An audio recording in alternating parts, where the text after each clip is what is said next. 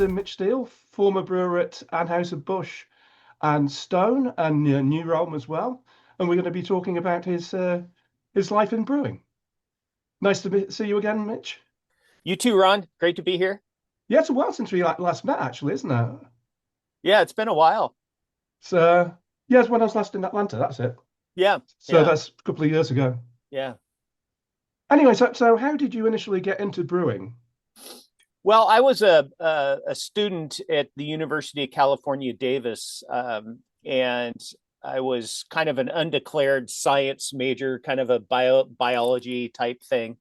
And I took a class. It was suggested strongly that I take this class while I was at Davis. It was an intro to winemaking class, and I immediately realized that fermentation science and the art of making wine was something that really appealed to me, and kind of geared towards that as a declared major. And then I discovered that there was also a brewing science program at the University of California, Davis, and immediately veered into that and started taking classes. And so the major was called fermentation science, but I definitely was focused on beer and wine. But that's what got me into it the first, at the first, and just really appreciated the science behind making fermented beverages and also the artistic element of it as well. And so did you move straight into the industry after graduating? I went into the wine industry. This was 1984, and we were in the middle of an economic recession. And breweries, craft beer wasn't really around. Sierra Nevada had been around for a few years, and there were a couple of small brew pubs in Anchor. Um, Anheuser Busch was where most of the people that went to Davis ended up, and Anheuser Busch wasn't really hiring in 1984. It was a tough time economically. And so I ended up getting a job in the wine business, which I really enjoyed for a few years. And I moved to Central Coast of California and made wine at a company called Almaden, who was a very big wine operation in the United States at the time, but uh, they had done some work to really establish a premium line of wines, and they were doing making those wines at the winery where I was working, and it was quite enjoyable for a few years until Almaden sold to a larger company, and then just kind of reverted back to doing jug wines and box wines and things like that. Okay. And how did you move then over to the brewing industry? So I was living in a town called Hollister, which is about um, 90 miles south of San Francisco, near Monterey, California. And there was a gentleman there named Bill Millar who decided to start a brew pub in the town. And Hollister was a small farming town in California. It had maybe 15, 20,000 people in it. A lot of orchards, a lot of garlic and onions were grown around Hollister, apricots, cherries. And Bill was working at a tomato cannery in town and was starting this brewery. And I saw an article in the local paper about it. And I grabbed a phone book and looked up his number and called him and said, "Hey, I'd love to see what you're doing because I have a dream to start, a brew pub." And this is when brew pubs were really starting to take off in California, the late 1980s. And I went in and I talked with him. He had the brewery already built. He still was waiting on a couple of pieces of equipment, but and this little restaurant was pretty much done. And we talked for 2 or 3 hours, and at the end of our discussion, he said, "Look, I don't have a brewer." He goes, "Do you want the job? Because I don't want to work here. I want to stay at the tomato cannery and do that and just own this place." And I said, "Well, sure." But when that article was put in the newspaper, the tomato cannery company found out that he was doing this and fired him. And so he ended up working there full time. And I went in there and created all the beers, and I brewed on weekends. But he did most of the work in the place. And I was in there a couple of days a week while I kept my day job at the winery, and I did that for 4 years. Learned as much as I could, got involved in the industry, but in the end, it wasn't going to be a career for me because Bill was kind of stuck there, and it wasn't growing quick enough to justify both of us being there full time. And what sort of beers were you brewing there? So Bill wanted to brew session beers. He was very fond of English ales, and really wanted to keep the beers below 5% alcohol. And so we were brewing beers that were anywhere from 3.5 to 4.5%. We did a lightly hopped golden pale ale. We did a couple of amber beers, and we did a porter. I think the porter was probably our best beer, but we had some success. We were the first brewery, I think, that ever brewed with apricots. We did an apricot ale, we did a cherry ale, we did a cranberry beer at Christmas. But by and large, most of the beers were pretty traditional styles. And back then in craft beer in the United States, what most people were doing was doing a golden beer, an amber beer, and a dark beer, and or some variation of that theme. So back in the 1980s, late 1980s, people weren't brewing a lot of IPAs. They weren't brewing a lot of certainly not lagers. And things like Belgian styles and stuff were still kind of this mystery out there, and so we all started off doing pretty much the same thing, same types of beers, but we brewed a stout. I never did get Bill interested in brewing an IPA, and this was right when I had discovered, about 3 years in, discovered IPAs from some California breweries like Triple Rock and Rubicon and Anderson Valley, and some of the old guard original craft breweries, and they were making these wonderful hoppy beers, and I wanted to make one really bad, but Bill didn't want the high alcohol that came along with an IPA, so we never did it while I was there, and which was kind of a bummer, but I liked the beers we brewed. I drank a lot of them. Okay. And what sort of equipment was it? Was it a German style brew house? No, it was an American. It was JV Northwest. It was a 14 barrel, two vessel brew pub. We had a hot liquor tank. We had a combination mash lauter, no rakes in it at all. So very English style in that respect. And then we had a combination kettle whirlpool. Um, and it was a very manual operation. I mean, we didn't have, a way to get grain into the mash tun except to put it into bins and dump it in by hand, and then mix with a paddle, and then dump another one in and mix with a paddle. And lautering, we trying to keep the grain from passing through the grain bed, we had a screen that we had to kind of scrape off. And and same thing when we knocked out of the kettle into the heat exchanger, we were using whole hops back then. Pellets really weren't around, and we had to kind of take this strainer from the lauter tun and move it over to the kettle, and run the wort through that and create kind of a Grant type system on the kettle as well. So it was a lot of crawling around and hooking up hoses and kneeling down and scraping hops off the screen or grain off the screen. And but I look back at that, it was a lot of fun to do it. And shoveling out the mash tun was never that much fun, but we teamed up and did it. But it was good fun. So it was proper old-fashioned manual brewing. Oh yeah, yeah. There was nothing automated in that place at all. It was good fun. So I guess it was quite a jump then when you went to Anheuser Busch. It did. It was. I after a couple of years at San Andreas was the name of the brewery, and we had the earthquake theme and everything, because Hollister was known as the earthquake capital of the world. Two of the biggest earthquake faults in California, go right through the middle of Hollister, the town, and so they got a lot of small earthquakes all the time.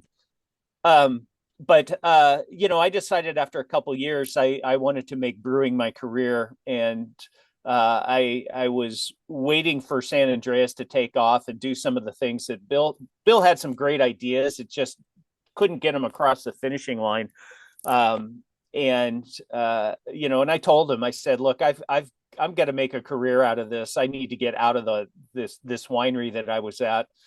And he understood. And so I started sending resumes around. And originally I sent them to some craft breweries, and I sent them to Anheuser Busch, and some bigger breweries as well, just in places I thought I might like to live. And I interviewed and got a job out in Fort Collins, Colorado with Anheuser Busch. And, my thinking was, I still wanted to be a craft brewer, but I told myself that if I spent 5 years at Anheuser Busch and learned how to manage a brewery and learned how to run a big brewing operation and make really consistent beer, that's going to help me if I get back out into craft beer. And so that was kind of my loose plan, was to stay for 5 years. And I ended up staying at Anheuser Busch for 14. It turned into a pretty good career for me. And so you just it was just a cold application you sent out to them, and It was. I just, back then they published a book. Brewers Digest published a directory of breweries in the United States, and I got my hands on one of those. And it listed the brewery, the address, and who the brewmaster was. And I just circled all these breweries that I thought I might like to work for. And I sent I sent a resume to the brewmaster at Anheuser Busch with a cover letter, and they called me up. okay. And what was it like then starting at Anheuser Busch? Presumably quite a big change in scale. Well, it really was, and the 8 years I had spent at the winery taught me a lot, but it was a very manual operation at the winery too. And to walk into this large brewery with stainless steel piping everywhere and floor mounted pumps, and everything being automated as it was. And that brewery was more automated than a lot of Anheuser-Busch breweries. It was built in the late 1980s. So it was 4 years old when I got there, I think. So it was still brand new. Tile floors, very few hoses anywhere. It was pretty amazing. And I had to learn that. I had to learn how Anheuser-Busch brewed their beer. I had to learn the terminology. That was kind of fun because, Anheuser-Busch had a pretty significant German heritage in the way they brewed beer. And they used a lot of German brewing terms, which I wasn't familiar with. At UC Davis, Michael Lewis, the instructor there, was from Wales. And most what we learned, our textbook was an English brewing textbook, and most of what we learned was English brewing and American lager type brewing, but we didn't really get into German brewing that much in the coursework. And so, I had to ask people what these words meant and, and figure it out.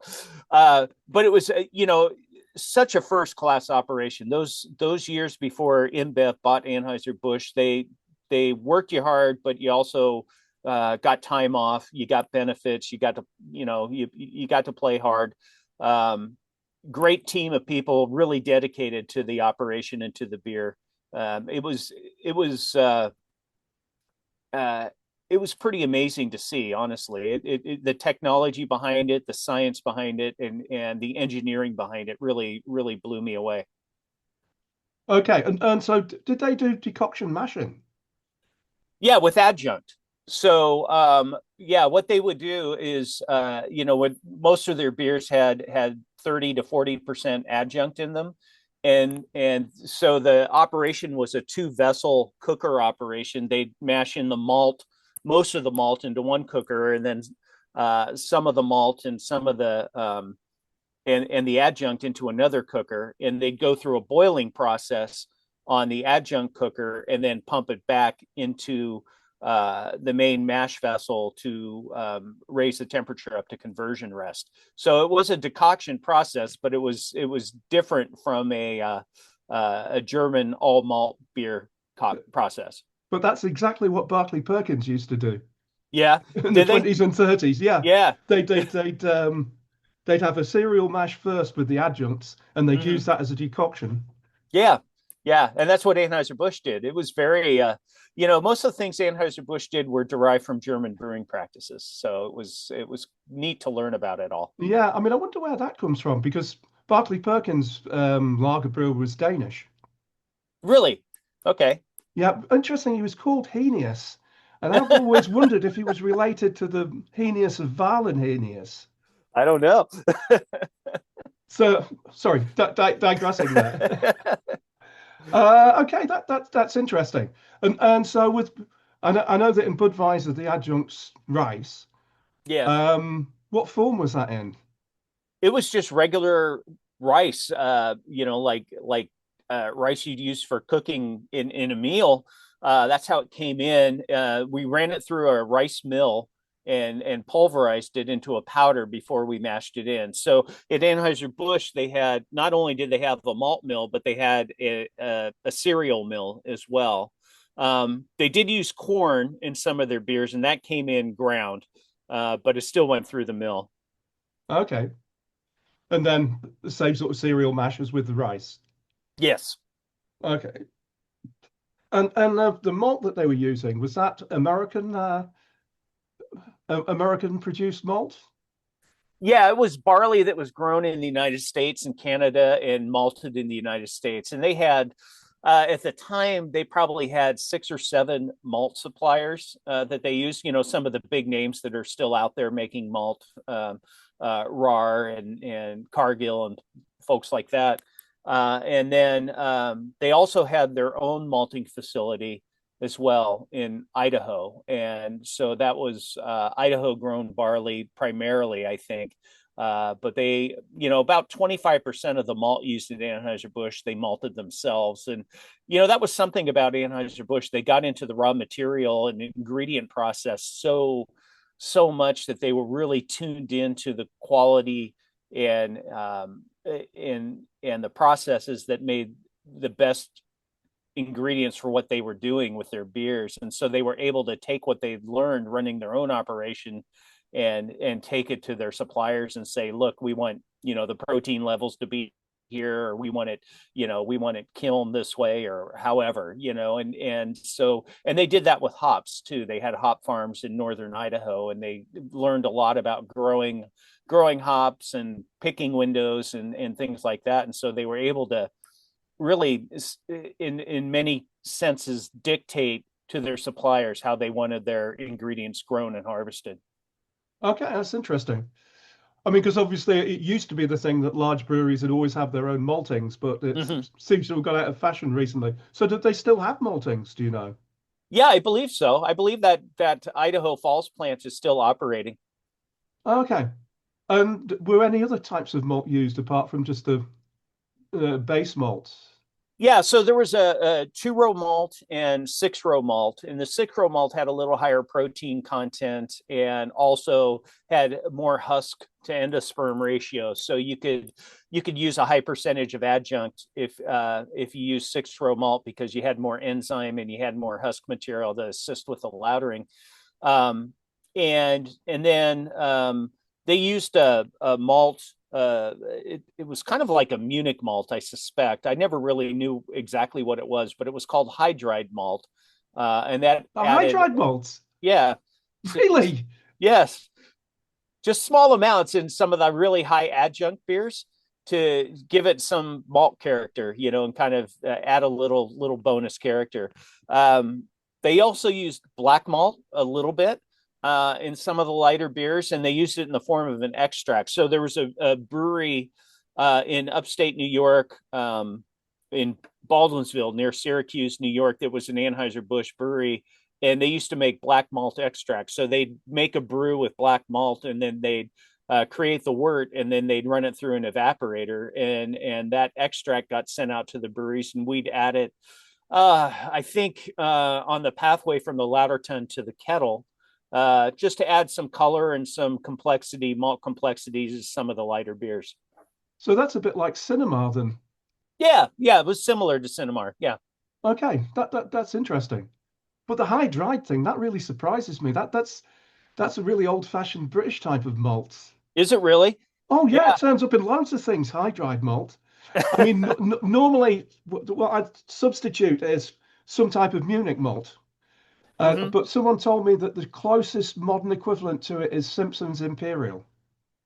Really? Yeah. Okay, I'll have to try that sometime. And so what was the range of beers that you were brewing? I'm guessing there was a lot of Bud and Bud Light.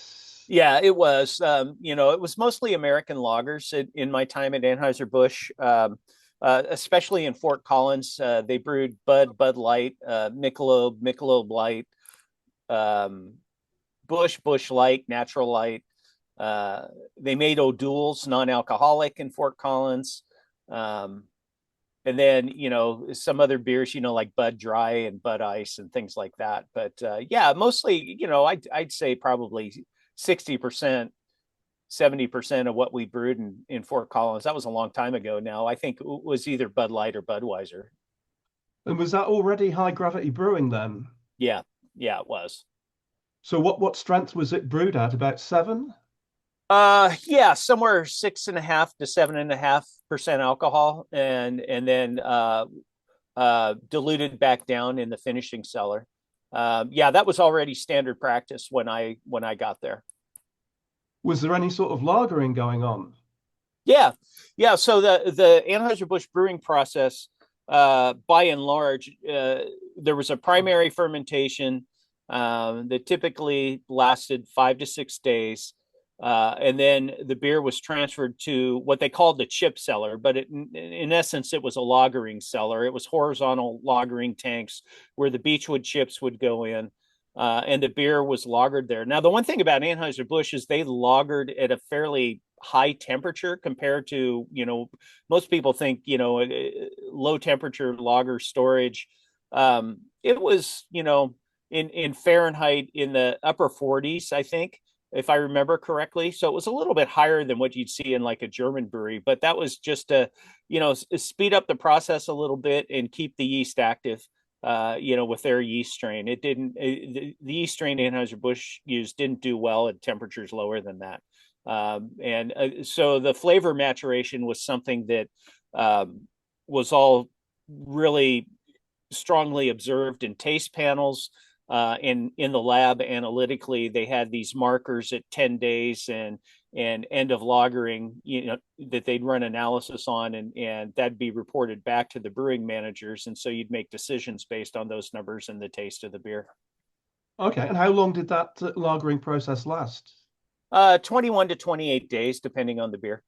Okay, so 3 or 4 weeks. Yeah. Yes. And the primary fermentation, what temperature was that at? Oh boy, I'm trying to remember. I want to say it was in the mid 50s, like 55 degrees Okay, Fahrenheit. yeah. So not that cold, really. No, not really. And so they were still pretty keen on the whole beechwood chip thing. Yeah, back then they were. They started cutting back on beechwood towards the end of my time. But and my whole time there, they had a pretty big R&D department in St. Louis, and they were looking for ways to substitute something else for beechwood in that aging process, but they never came up with anything that made the beer taste as good or better, and anything that worked as well. But yeah, the beechwood process was a big part of it. I mean, each shift had two people that were in charge of putting beechwood into the lagering tanks to prep them for the next brew. They had one person that cleaned the beechwood when it came out. It was quite something, and it was a big labor intensive operation for sure. And there's a lot of mythology around beechwood chips, but really, when you have this pile of wood strips in the tank, you've got yeast that settles on it. You've got a whole bunch of surface area for the yeast to really stay in contact with the beer and mature the beer flavor. And that's really what it was all about. Okay, and so was pressure building up in the tank, or was the condition added later to the beer? No, the pressure would build up, and we'd maintain a back pressure on the tank once the pressure built up to a certain level. So the tank would, when you filled it with beer, the tank would be closed, and people would um, uh, monitor every shift the pressure of the tank. And once it hit a certain level, then the tank would be put on the valve would be opened and put on I think it was a 12-pound or a 15-pound bunging system that ran through the whole cellar. So there was this kind of equilibrium of pressure built on all the tanks that had fermenting or aging lager in them. And it was 12 or 15 psi. I really don't remember what, but it had gas circulating through that bunging line, and it maintained the pressure on all the tanks. Okay, that's interesting. And so I guess after the lagering phase was over, then the beer would be filtered and then packaged. That's correct. Yeah, and in my time at Anheuser Busch, they installed centrifuges in the finishing cellar.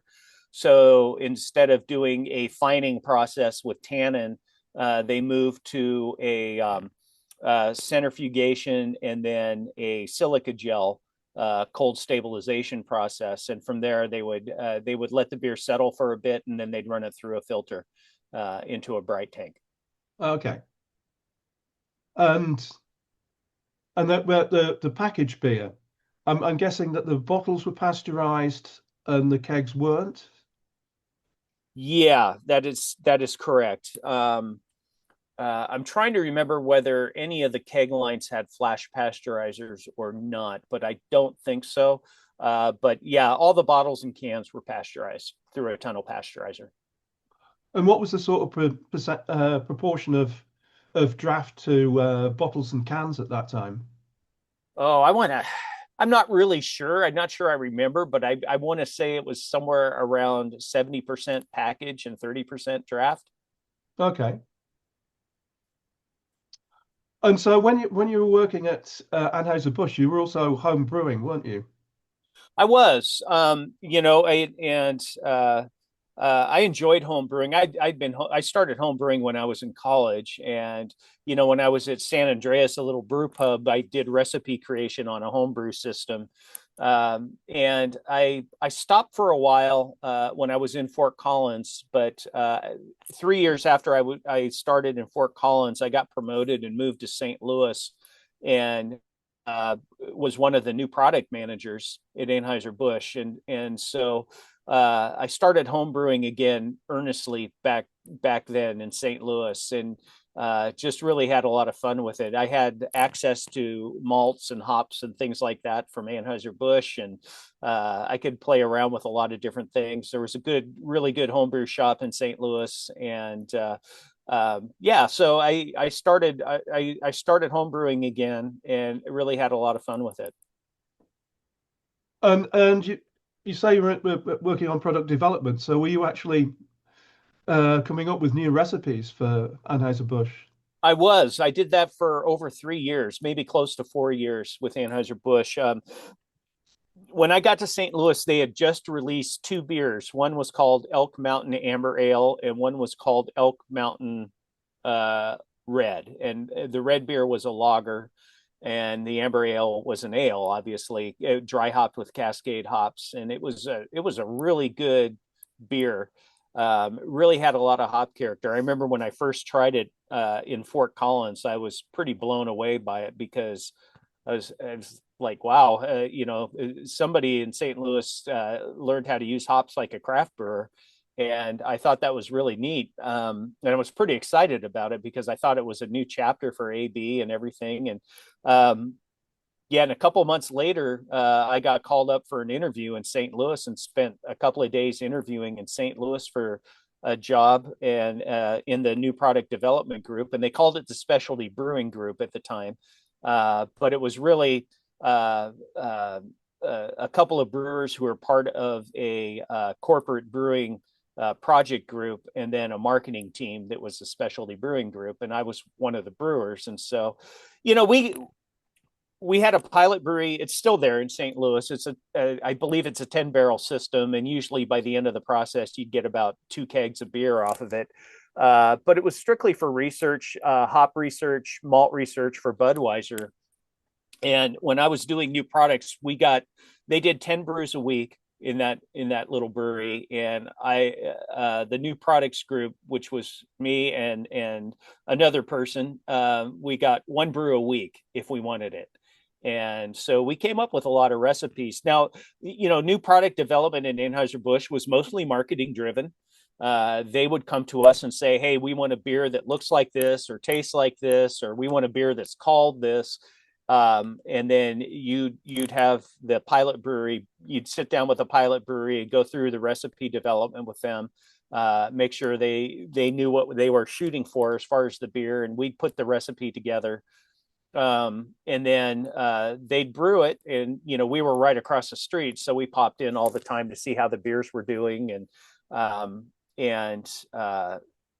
and then it had to go through multiple layers of approval before it ever got out the door. And that's really where a lot of the beers we made got killed or got changed or adjusted, to suit the executive taste, parameters that they were looking for. So, we had a lot of beers that were a lot of fun to brew that never made it past marketing. We had a lot of beers that got canceled at the highest levels. But we had a lot of fun with it. It was a pretty high profile job at Anheuser Busch, and for somebody who had only been there 3 or 4 years, it was somewhat intimidating. But I did manage to make it fun, and I think the people that were involved with it had a lot of fun doing it. But was it a bit frustrating that you'd come up with beers and then they'd go nowhere? Oh, absolutely, it was. It was very frustrating. I remember we came up with a beer. It was an American rye ale with honey, and we called it Honey Hefferogen. And the marketing people wouldn't have any part of it. They said there's no way we're going to put out a beer called Heffafrog. And we did an IPA, back when IPAs, I was traveling around doing some sales support stuff, and I was running into IPAs in a lot of places. And it's we brewed an IPA with Columbus and Cascade hops, and it was 6.5% and 60 IBUs. I mean, it was a pretty authentic IPA for this was probably 96 or 97, and it was a great beer. I mean, I do say so. I was really happy with the beer. We took it to the Great American Beer Festival and poured it at the booth. And for the first time ever, AB had a nice line at the booth because people wanted to try the beer.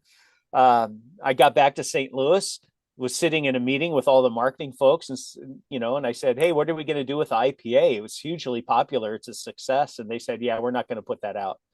And I'm like, oh, so it got frustrating at times. I think the other thing that was frustrating that would happen is, when we come out with a beer that we thought was dynamite, the marketing people liked it, and then the brewing VP and the executive brewing level didn't like it and made us change the beer. And in my opinion, some of the beers did not get better with those changes. They got more bland or more mainstream, so we were trying to do some aggressive beers that time. Not many of them got through. We had a couple that got through though. And so what were those ones?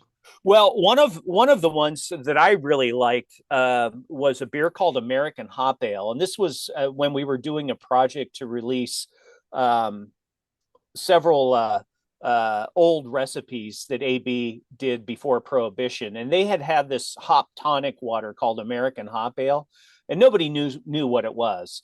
But we decided to brew something like an IPA with it, and we brewed a beer that was 6% alcohol, and it had this kind of reddish amber color, and it was dry hopped with American Fuggles and Goldings hops, which was what was available to American brewers back then, American hop-wise anyway. And so we decided to play the history card a little bit with that beer.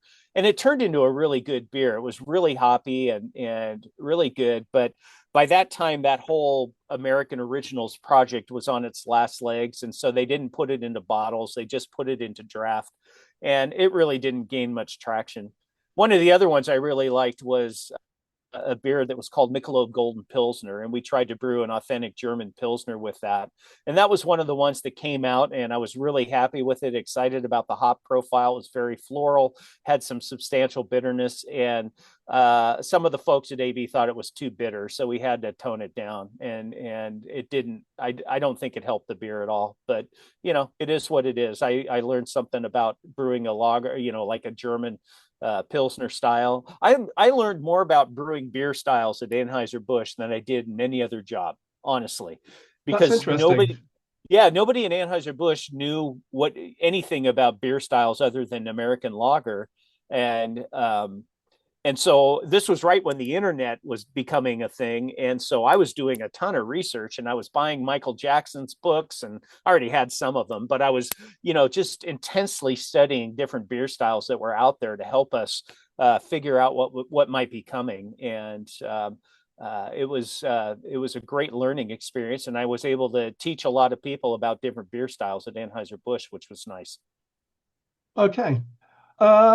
Well, I think this meeting's going to run out quite soon.